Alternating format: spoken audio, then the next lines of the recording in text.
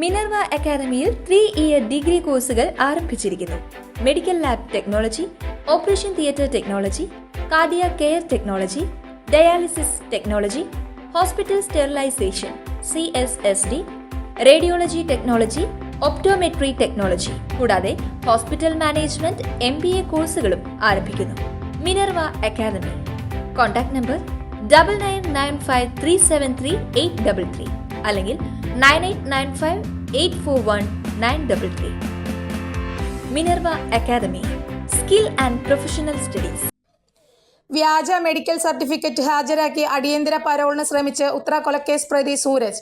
അച്ഛന് ഗുരുതര അസുഖമാണെന്ന് പറഞ്ഞാണ് പരോളിന് ശ്രമിച്ചത്. മെഡിക്കൽ സർട്ടിഫിക്കറ്റ് വ്യാജമാണെന്ന് ജയിൽ അധികൃതർ കണ്ടെത്തിയതോടെ പൂജപ്പുര ജയിൽ സൂപ്രണ്ടിന്റെ പരാതിയിൽ സൂരജിനെതിരെ കേസെടുത്തു. മെഡിക്കൽ സർട്ടിഫിക്കറ്റിൽ അച്ഛന് ഗുരുതര രോഗമാണെന്നാണ് രേഖപ്പെടുത്തിയിരുന്നത്. തുടർന്ന് മെഡിക്കൽ സർട്ടിഫിക്കറ്റ് നൽകിയ ഡോക്ടറോട് തന്നെ ജയിൽ വകുപ്പ് ഉദ്യോഗസ്ഥർ കൂടുതൽ കാര്യങ്ങൾ ചോദിച്ചറിഞ്ഞു.